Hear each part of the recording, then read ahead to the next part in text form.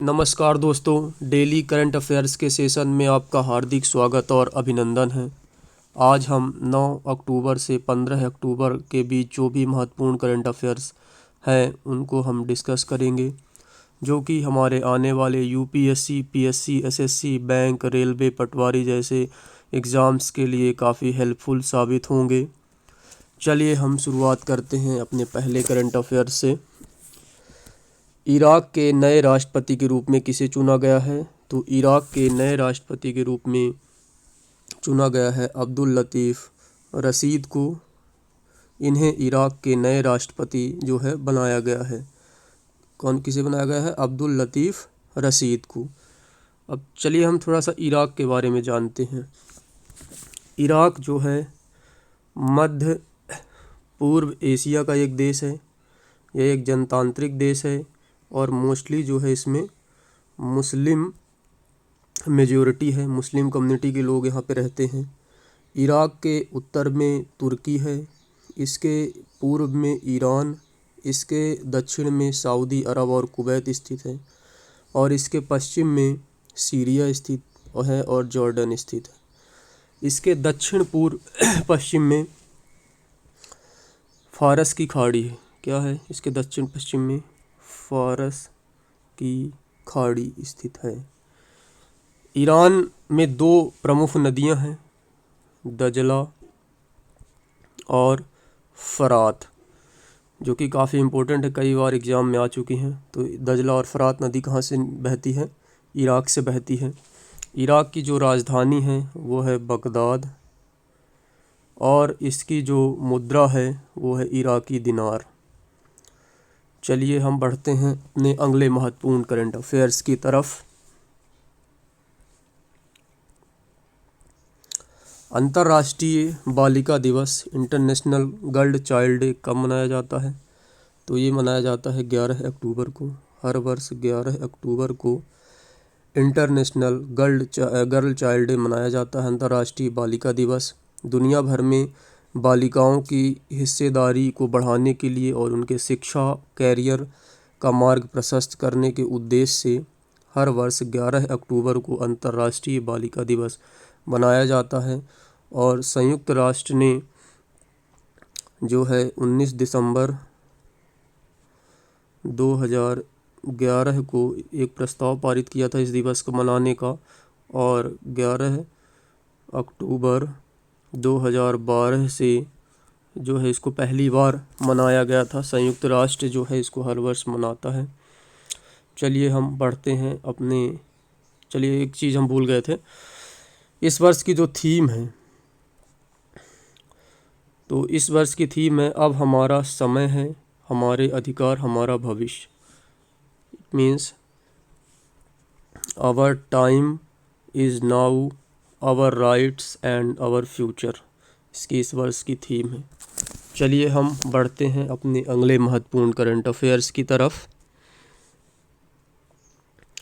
किस संस्थान द्वारा एजुकेशन 4.0 इंडिया रिपोर्ट लॉन्च किया गया है? तो ये लॉन्च किया गया है विश्व आर्थिक मंच के द्वारा। एजुकेशन 4.0 इंडिया रिपोर्ट लॉन्च की गई है। इसको WEF द्वारा लॉन्च किया गया है।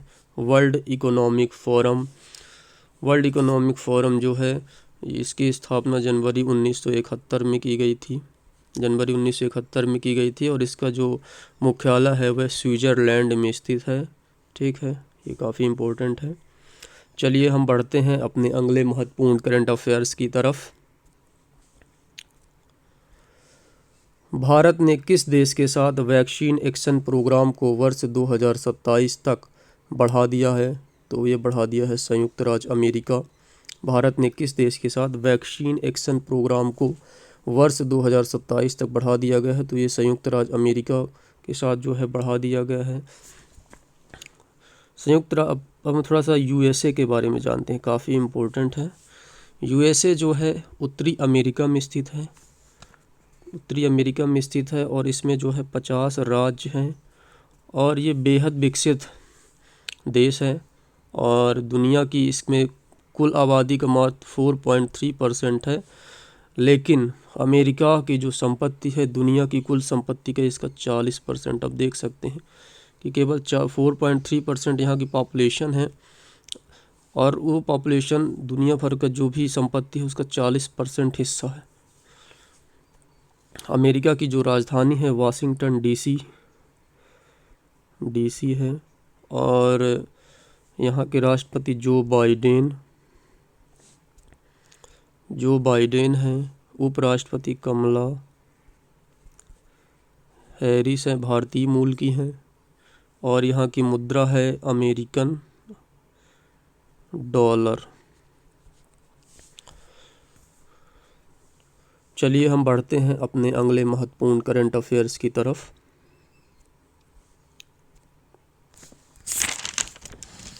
फीफा अंडर 17 महिला विश्व कप 2022 में भारत अपना पहला मैच किस देश के साथ खेलेगा?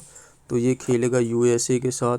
भारत जो है अपना पहला मैच खेलेगा यूएसए। महिला विश्व कप 2022 का आयोजन जो है पहली बार भारत में आयोजित हो रहा है। फीफा अंडर 17 महिला विश्व कप। यह विश्व कप अंडर 17 जिनकी उम्र 17 वर्ष से नीचे है ऐसी महिलाओं में फुटबॉल क्लब के लिए जो है महिला विश्व कप खेला जाता है फुटबॉल के क्षेत्र में। और इसका जो पहला जिसकी शुरुआत की गई थी फीफा अंडर 17 की वो की गई थी 2008 में न्यूजीलैंड में इसकी शुरुआत की गई थी। और इस वर्ष जो है 2022 में यह भारत में खेला जा रहा है और इसका जो शुभंकर इस वर्ष तय किया गया है वो ईभा तय किया गया है। ईभा का क्या है? तो ईभा एक एशियाई शेरनी का नाम है। यह महिलाओं के प्रतिनिधित्व को बताती है कि महिलाएं भी हर क्षेत्र में आगे आ रही हैं, चाहे वो खेल का क्षेत्र हो चाहे राजनीति का क्षेत्र हो। हर क्षेत्र में महिलाओं की भागीदारी अत्यंत आवश्यक है, तभी जो है विश्व का कल्याण हो पाएगा और विश्व जो है आगे की ओर प्रगति कर पाएगा। चाहे कोई भी देश हो, जब तक महिलाओं का प्रतिनिधित्व उस देश में नहीं बढ़ेगा जब तक वो देश जो है विकासशील देशों विकसित देशों में शामिल नहीं हो पाएगा। चलिए हम बढ़ते हैं अपने अगले महत्वपूर्ण करंट अफेयर्स की तरफ। हाल ही में कौन भारत का पहला सौर ऊर्जा संचालित गांव बना है? तो ये है मोढेरा गुजरात। मोढेरा जो है गुजरात में स्थित है और अभी हाल ही में प्रधानमंत्री नरेंद्र मोदी ने यहाँ पे इनॉग्रेट किया है। पहला सौर ऊर्जा संचालित गांव मोढेरा गुजरात बना है। और चलिए हम थोड़ा सा गुजरात के बारे में जानते हैं। गुजरात जो है पश्चिम भारत में स्थित एक राज्य है। गुजरात के उत्तर में राजस्थान, मध्य प्रदेश जो है उत्तर पूर्व में है। इसके दक्षिण में महाराष्ट्र और इसके जो दक्षिण पश्चिम में जो है अरब सागर स्थित है। क्या स्थित है? अरब सागर स्थित है। गुजरात के साथ जो है उत्तर पश्चिम में एक अंतर्राष्ट्रीय सीमा भी बनाता है जो पाकिस्तान से लगी हुई है। यहाँ की राजधानी गांधीनगर। सीएम भूपेंद्र भाई पटेल बीजेपी के हैं। राज्यपाल आचार्य देवव्रत। यहाँ गुजरात में विधानसभा सीटों की संख्या 182, राज्यसभा सीटों की संख्या 11, लोकसभा की सीटों की संख्या 26। विधानसभा में कितनी हैं? 182, राज्यसभा में 11 और लोकसभा में 26 सीट हैं। और इसका गठन जो है 1 मई 1960 को किया गया था। बहुत सारे फैक्ट हमने बता दिए हैं जो कि एग्ज़ाम्स के लिए काफ़ी महत्वपूर्ण है और हर फैक्ट से ये जो है क्वेश्चन बने हैं एग्ज़ामों में, इसलिए हमने सभी को जो है डिस्कस कर लिया है। चलिए हम बढ़ते हैं अपने अगले महत्वपूर्ण करंट अफेयर्स की तरफ। हाल ही में किस महिला क्रिकेटर को सितंबर 2022 के लिए ICC player of the month का सम्मान मिला है?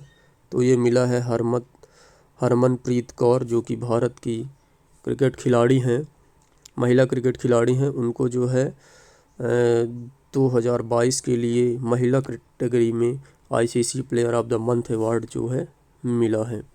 चलिए हम बढ़ते हैं अपने अगले महत्वपूर्ण करंट अफेयर्स की तरफ। हाल ही में पुरुष वर्ग में जो है किसे ICC player of the month मिला है, तो ये मिला है मोहम्मद रिजवान, पाकिस्तान के ये बैट्समैन हैं और ये इस समय बहुत ज़्यादा फॉर्म में है और इन्हें जो है ICC player of the month जो है दिया गया है। चलिए बढ़ते हैं हम अपने अगले महत्वपूर्ण करंट अफेयर्स की तरफ। प्रतिवर्ष विश्व मानसिक स्वास्थ्य दिवस वर्ल्ड मेंटल हेल्थ डे किस तारीख को मनाया जाता है, तो वर्ल्ड मेंटल हेल्थ जो है ये हर वर्ष 10 अक्टूबर को मनाया जाता है। कब मनाया जाता है? 10 अक्टूबर को मनाया जाता है। और जो इसकी इस बार की थीम है, थीम से भी क्वेश्चन जो है पूछा जाता है, make mental health and well being for all global priority. इस वर्ष की जो थीम है क्या है? Make mental health and well being for all global priority. विश्व मानसिक स्वास्थ्य जो दिवस है वो 10 अक्टूबर को जो है मनाया जाता है और इसकी जो शुरुआत की गई थी वो 1992 से की गई थी। यह जो है मानसिक स्वास्थ्य के प्रति लोगों में जो है जागरूकता पैदा करने के उद्देश्य से जो है ये हर वर्ष जो है वर्ल्ड मेंटल हेल्थ डे मनाया जाता है। चलिए हम बढ़ते हैं अपने अगले महत्वपूर्ण करंट अफेयर्स की तरफ। विश्व डाक दिवस वर्ल्ड पोस्ट डे कब मनाया जाता है, तो वर्ल्ड पोस्ट डे जो है 9 अक्टूबर को मनाया जाता है। 9 अक्टूबर। द थीम इस वर्ष की जो है वो है पोस्ट फॉर प्लैनेट, इस वर्ष की थीम है। और 1969 में जो है इसकी स्टार्टिंग की गई थी विश्व डाक दिवस की और ये हर वर्ष जो है कब मनाया जाता है? 9 अक्टूबर को मनाया जाता है। चलिए हम बढ़ते हैं अपने अगले महत्वपूर्ण करंट अफेयर्स की तरफ।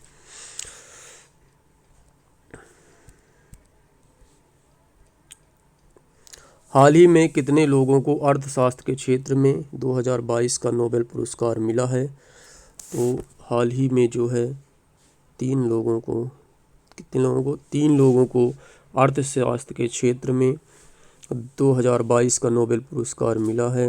किसको किसको मिला है? बेन एस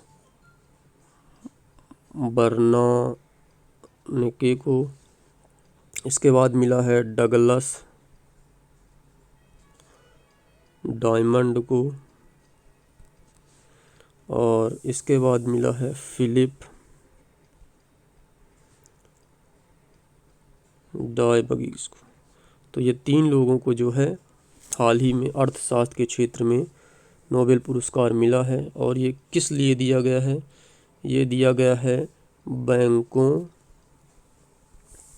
और वित्तीय संकटों पर शोध के लिए जो है अर्थशास्त्र का इस बार जो है नोबेल पुरस्कार दिया गया है। और इसका जो शुरुआत की गई थी अर्थशास्त्र में 1969 में जो है अर्थशास्त्र में भी नोबेल पुरस्कार दिए जाने लगा था। अभी कुल मिला के 6 क्षेत्रों में नोबेल पुरस्कार दिया जाता है।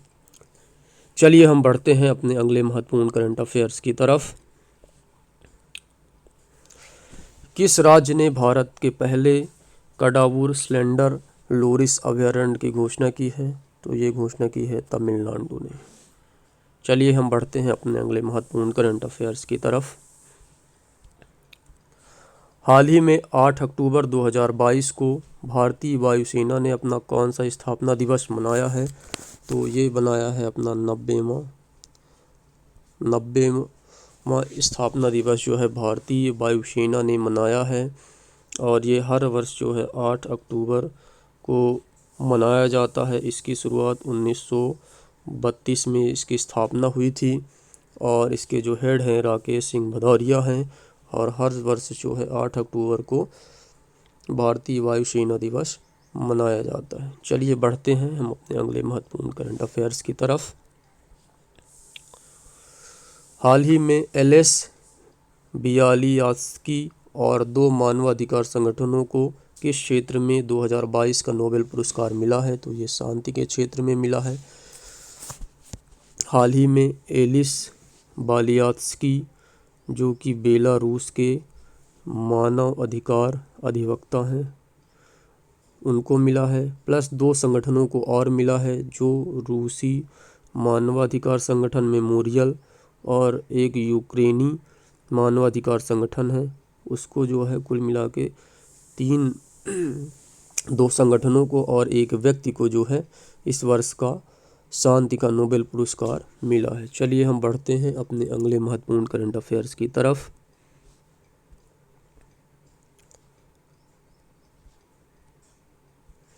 हाल ही में भारत के किस राज्य में पूर्व जो है मुख्यमंत्री रहे मुलायम सिंह का 82 वर्ष की उम्र में निधन हो गया है? तो ये तो बहुत ही फेमस है। अभी अभी हाल ही में मुलायम सिंह यादव, जो कि एसपी समाजवादी पार्टी के संस्थापक रहे हैं, प्रमुख रहे हैं, वो जो है 82 वर्ष के उम्र में इनका निधन हो गया है। अब हम थोड़ा उत्तर प्रदेश के बारे में जान लेते हैं। यूपी जो है मध्य प्रदेश से लगा हुआ है, इसकी सीमा मध्य प्रदेश से लगी हुई है। इसके उत्तर में ये जो है नेपाल से भी इसकी सीमा साझा होती है। उत्तराखंड इसके उत्तर में है। इसके पूर्व में बिहार है। इसके दक्षिण में मध्य प्रदेश स्थित है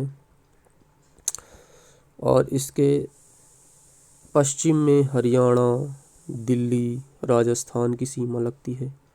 इसके अलावा उत्तर पूर्व में जो है दक्षिण पूर्व में ये झारखंड और छत्तीसगढ़ के साथ इसकी सीमा लगती है। तो कुल मिला के ये काफ़ी राज्यों से अपनी सीमा और अंतर्राष्ट्रीय बाउंड्री भी शेयर करता है।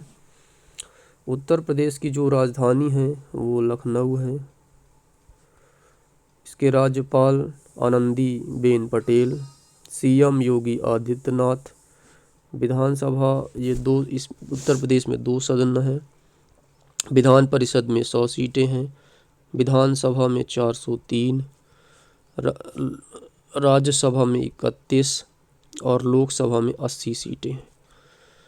और इसमें जो है 75 ज़िले हैं। सबसे ज़्यादा ज़िले जो है पाए जाते हैं उत्तर प्रदेश में ही हैं, 75 ज़िले। उत्तर प्रदेश की जनसंख्या भी सबसे ज़्यादा है, पहले नंबर पर आता है जनसंख्या के मामले में भारत में, और चौथे नंबर पर क्षेत्रफल के मामले में आता है। ऐसा कहा जाता है कि केवल 5 ही देश ऐसे हैं जिनकी जनसंख्या जो है उत्तर प्रदेश से ज़्यादा है, बाकी सभी देशों की जनसंख्या जो है उत्तर प्रदेश से कम है। कुल मिलाकर आप समझ सकते हैं कि 20 करोड़ से ज़्यादा जनसंख्या जो है उत्तर प्रदेश की है। चलिए हम बढ़ते हैं अपने अगले महत्वपूर्ण करंट अफेयर्स की तरफ। IMF ने वर्ष 2022 में सकल घरेलू उत्पाद के विकास के अनुमान को घटाकर कितने % कर दिया है? तो ये 6.8% कर दिया है, क्योंकि इस समय वैश्विक मंदी का दौर लगभग चल रहा है और जब से कोविड आया है तो बहुत सारे मैन्युफैक्चरिंग हब जो है ठप हो गए हैं, बहुत सा प्रोडक्शन बंद हो गया। इसके कारण जो है हर देश की जो है GDP कहीं ना कहीं गिरावट हुई है। और इस बार जो IMF ने ग्रोथ रेट है GDP की 2022-23 के लिए भारत की, वो 6.8 कर दिया है। IMF जो है वो एक वित्तीय एजेंसी है, गैर सरकारी वित्तीय एजेंसी है, जिसका जो मुख्यालय है वाशिंगटन DC में है। इसकी स्थापना जो है जुलाई 1944 में की गई थी और इसमें 190 देश अभी वर्तमान में शामिल हैं। और अभी जो 12वीं इसकी प्रमुख मैनेजिंग डायरेक्टर हैं वो क्रिस्टियाना जॉर्जिया हैं, जो कि बुल्गारिया की हैं।